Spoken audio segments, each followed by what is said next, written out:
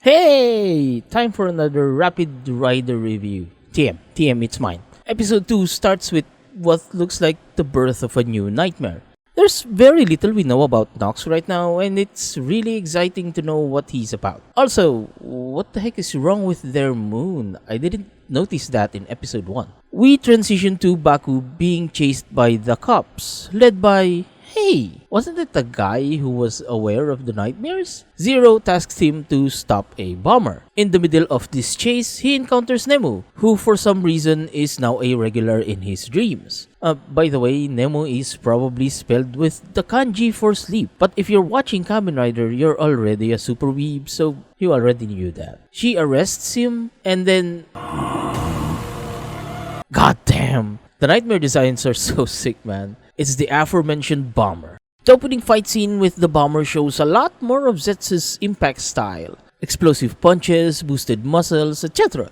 Baku also has the ability to control elements of the dream, and I can imagine the effects guys and the showrunners having so much fun thinking about all the crazy insano fights they're gonna have. I hope they get more creative as the series goes on. Baku then gets arrested in his dream and wakes up with the Zeztz driver on. He immediately asks about what I was wondering at the time I was watching it, if he can transform in real life. We'll probably not know right now. In Ryuki, we wait until the episode before the last one to see them transform out of the mirror world. I imagine that be the case here too, but hopefully I am wrong.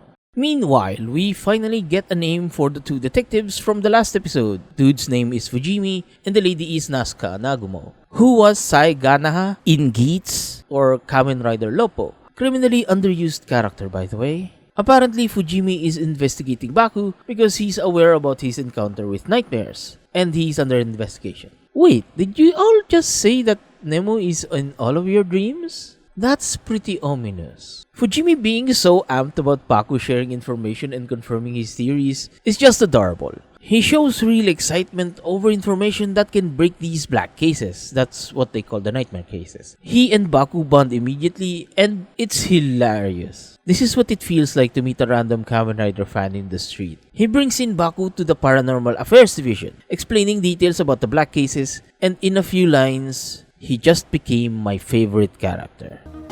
警察官は俺の夢だった。はい。自分の職務を開示家の使命を信じたいんだ。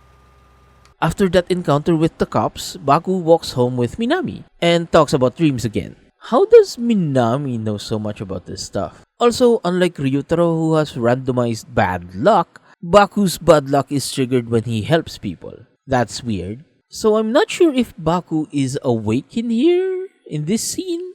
If he is, he's awake until 3 a.m. and that's relatable. Having trouble sleeping, thinking about nightmares. Zero calls on the phone that came with the Zeztz driver and leads him into this season's sick-ass command center. A lot of Rider seasons have command centers like this, or just a regular place the characters can hang out in. Examples would be Keitaro's Laundromat, the Rabbit Hutch, Hikari Photo Studio, Yui's Cafe, or the Ori Journal office. This place has some Kingsman-ass decor, man. It's badass and sick as shit. There's not enough praise that I can give this place. Following that introduction, Zero explains what nightmares do. Turn people's dreams into nightmares, and when they die in those dreams, the nightmares get to keep the dreamer's body. It's horrific. Adding to this is the realization that the dream we saw in the opening was actually Captain Fujimi's. This gets Baku to spring into action.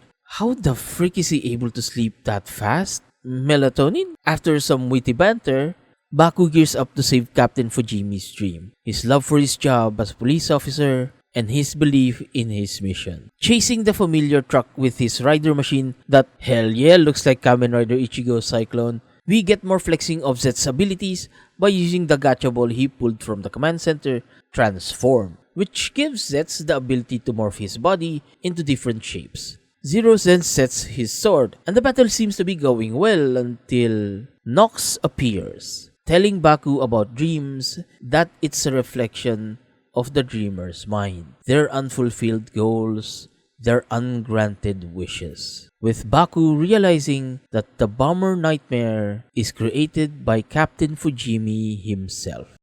I have never been this excited after watching a TV show in a very long time. I'll see you all in the next one.